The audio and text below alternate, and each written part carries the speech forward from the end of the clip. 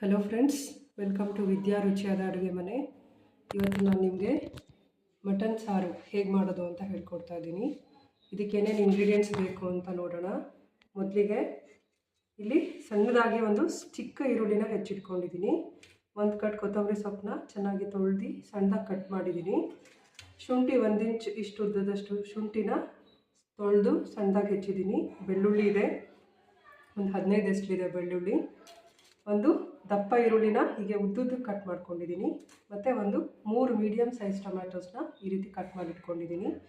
ಮತ್ತು ಲವಂಗ 5 ಮತ್ತು ಚಕ್ಕೆ ಒಂದಿಷ್ಟು ಚಕ್ಕೆನ ಹಾಕ್ಕೊಂಡಿದ್ದೀನಿ. ಮತ್ತು ಮಟನ್ನ ಚೆನ್ನಾಗಿ ವಾಶ್ ಮಾಡಿ 1 kg ಮಟನ್ ಇದು ಚೆನ್ನಾಗಿ ವಾಶ್ ಮಾಡಿ ತೊಳೆದಿಟ್ಕೊಂಡಿದ್ದೀನಿ. ಮತ್ತು ಒಂದು ಚಿಕ್ಕ ಗಾತ್ರದ ಕಾಯಿ ತುರಿದಿಟ್ಕೊಂಡಿದ್ದೀನಿ ಆಯಿತಾ. ಮತ್ತು ಇದಕ್ಕೆ ಉಪ್ಪು, ಅರಿಶಿನ, ಖಾರದ ಪುಡಿ, ಧನಿಯಾ ಪುಡಿ ಇಷ್ಟು ಇಂಗ್ರೀಡಿಯೆಂಟ್ಸ್ ಬೇಕಾಗುತ್ತೆ. ನಾನು ಇವಾಗ ಇದನ್ನು ಹೇಗೆ ಮಾಡೋದು ಅಂತ ಹೇಳ್ಕೊಡ್ತೀನಿ. First stove ಹಚ್ಚೋಣ.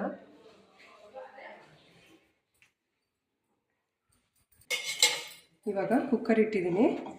ಕುಕ್ಕರ್ ಕಾದಾಗ ಎಣ್ಣೆ ಹಾಕೋತಾ ಇದ್ದೀನಿ. ಒಂದು 4 ಸ್ಪೂನು 4 ಟೇಬಲ್ ಸ್ಪೂನಷ್ಟು ಎಣ್ಣೆ ಹಾಕ್ಕೊಳ್ಳಿ.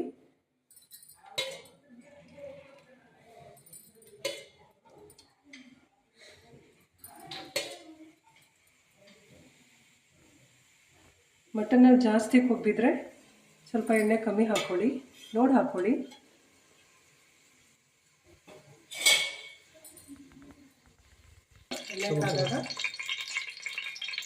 ಎಣ್ಣೆ ಕಾದಿದೆ. ಇವಾಗ ಎಣ್ಣೆ ಕಾದಾಗ ಸಣ್ಣದಾಗಿ ಇಟ್ಕೊಂಡಿಟ್ಟಿದ್ದೀನಲ್ಲ ಈರುಳ್ಳಿ, ಅದನ್ನು ಹಾಕೋತಾ ಇದ್ದೀನಿ.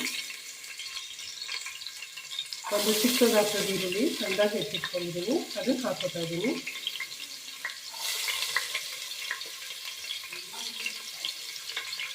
ಇದನ್ನು ಹಾಕ್ಕೊಂಡು ಇವಾಗ ಬಾಚೋಣ.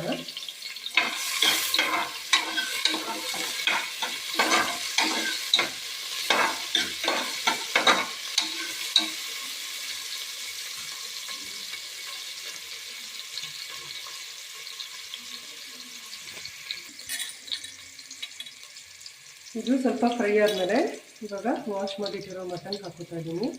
ಮಟನ್ನ ನೀಟಾಗಿ ವಾಶ್ ಮಾಡಿ ಅದು ನೀರೆಲ್ಲ ತಕ್ಕೊಳ್ಳಿ. ಅದರ ನೋಡಿ, ನೀರೆಲ್ಲ ಸಪ್ರೇಟ್ ಆಗಬೇಕು. ಇವಾಗ ಹಾಕೋತಾ ಇದ್ದೀನಿ.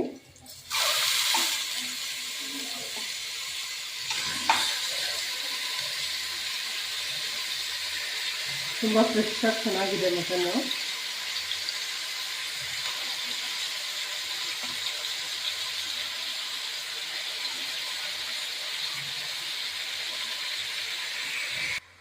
ಇವಾಗ ಮಟನ್ ಹಾಕ್ಕೊಂಡಲ್ಲ, ಇವಾಗ ಸ್ವಲ್ಪ ಬಾಡಿಸ್ಕೊಳ್ಳೋಣ.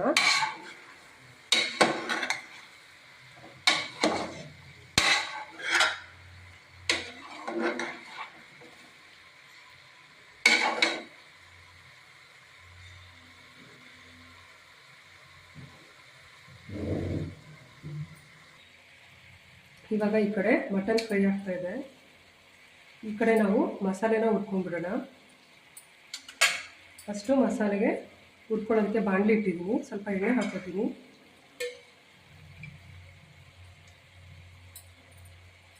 ಒಂದು 2 ಸ್ಪೂನ್ ಎಣ್ಣೆ ಹಾಕ್ಕೊಂಡಿದ್ದೀನಿ.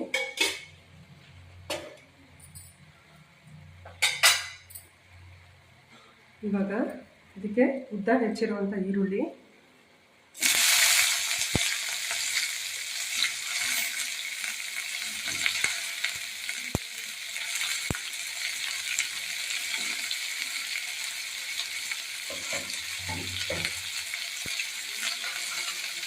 ಹಾಕಿ ಸ್ವಲ್ಪ ಫ್ರೈ ಮಾಡೋಣ.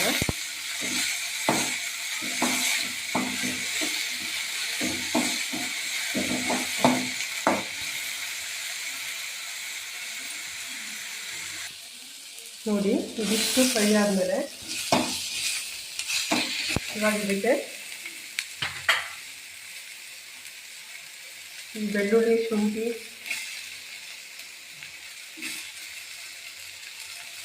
ಮತ್ತು ಈ ಚಕ್ಕೆ, ಲವಂಗ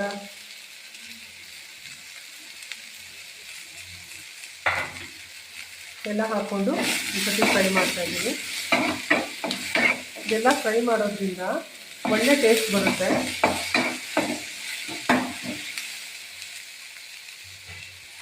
ಇದೆಲ್ಲ ಆದಮೇಲೆ ತುರಿದಿಟ್ಕೊಂಡಿರೋಂಥ ಕಾಯಿ ತುರಿನ ಕೂಡ ಹಾಕ್ತೀನಿ.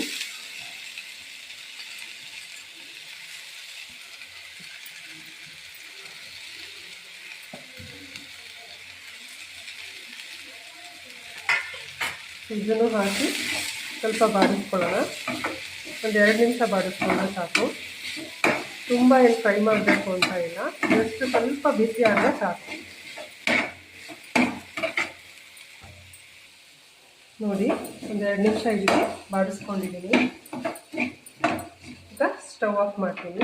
ಏನಕ್ಕೆ ಕಾಯಿ ತುರಿ ಎಲ್ಲ ಬಾಡಿಸ್ಕೋಬೇಕು ಅಂದರೆ ಒಳ್ಳೆ ಟೇಸ್ಟ್ ಕೊಡುತ್ತೆ. ನಾವು ಹಸಿ ಹಾಕೋದಕ್ಕಿಂತ ಈ ರೀತಿ ಬಾಡಿಸಿ ಹಾಕೋದ್ರಿಂದ ರುಚಿ ಚೆನ್ನಾಗಿರುತ್ತೆ ಸಾಂಬಾರ್ದು ಅಂತ. ಸ್ಟವ್ ಆಫ್ ಮಾಡಿದ್ದೀನಿ. ಈ ಮಸಾಲೆ ಸ್ವಲ್ಪ ತಣ್ಣಗಾಗಲಿ. ಇದಕ್ಕೆ ನಾವು ಟೊಮ್ಯಾಟೊ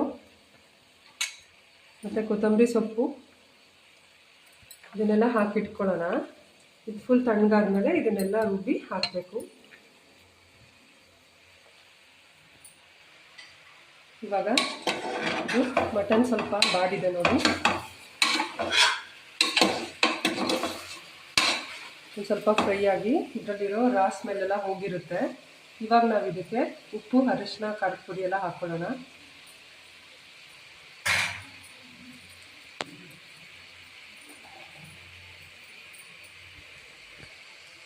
ಇವಾಗ ಇದಕ್ಕೆ ನಾನು ಉಪ್ಪು ಹಾಕೋತಾ ಇದ್ದೀನಿ.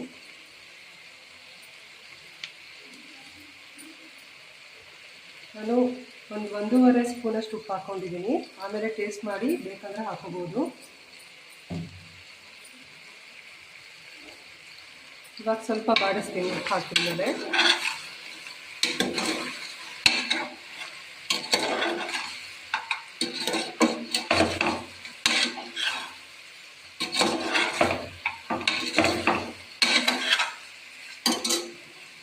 ಇವಾಗ ಅರಿಶಿನ ಹಾಕೋತಾ ಇದ್ದೀನಿ, ಒಂದು 1/2 ಸ್ಪೂನು.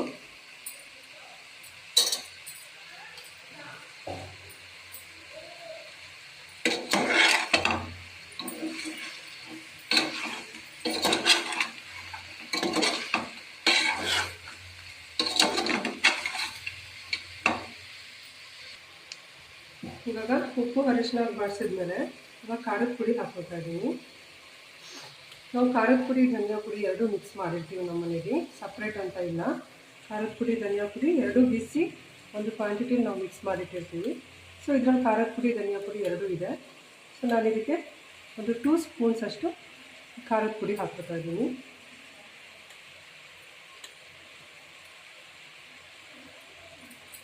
ನಾನು ಇನ್ನೊಂದು ಸತಿ ವಿಡಿಯೋ ಮಾಡಿದಾಗ ನಿಮಗೆ ಈ ಖಾರದ ಪುಡಿ ವಿಡಿಯೋನ ಅಪ್ಲೋಡ್ ಮಾಡ್ತೀನಿ.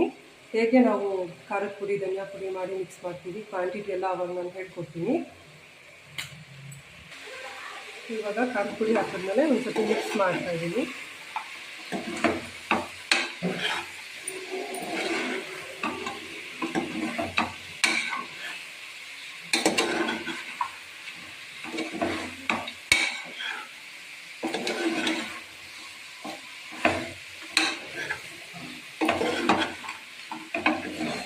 ನೋಡ್ತಾ ಇದ್ದೀರಾ, ಒಳ್ಳೆ ಕಲರ್ ಕೊಡ್ತಾ ಇದೆ.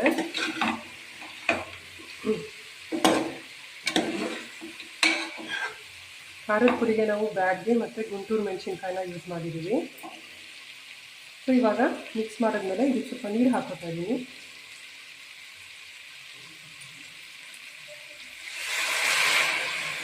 ಸ್ವಲ್ಪ ಇದು ಬೇಯುವಷ್ಟು ನೀರು ಹಾಕಿ ಕುಕ್ಕರ್ ಮುಚ್ಚೋಣ.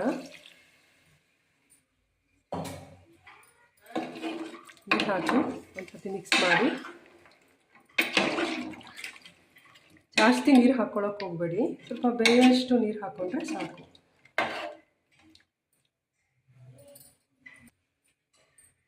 ನೋಡಿ, ನಾನು ಇಷ್ಟು ನೀರು ಹಾಕ್ಕೊಂಡಿದ್ದೀನಿ. ಇವಾಗ ಕುಕ್ಕರ್ನ ಮುಚ್ತಾ ಇದ್ದೀನಿ. ಮಟನ್ ಎಳೆದಿದ್ರೆ ಒಂದು 10 ನಿಮಿಷ ಸಾಕು.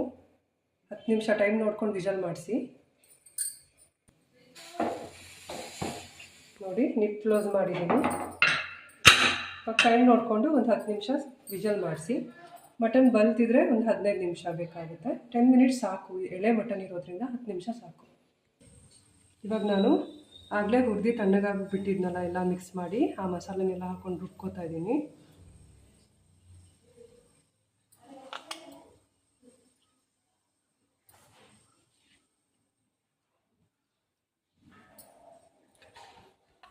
ಇವಾಗ ನಾನು ಮಸಾಲೆ ರುಬ್ಕೋತಾ ಇದ್ದೀನಿ.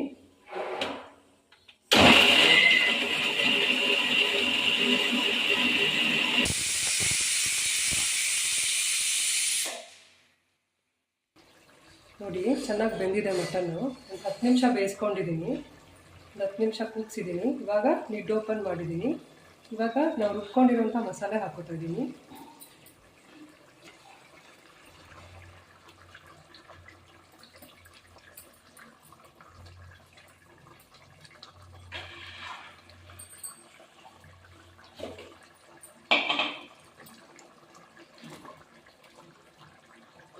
ಮಸಾಲೆ ಜಾಸ್ತಿ ಇದ್ದಿದ್ದರಿಂದ ತಟ್ಟೆಲಿ ಸ್ವಲ್ಪ ಹಾಕ್ಕೊಂಡಿದ್ದೆ ನಾನು.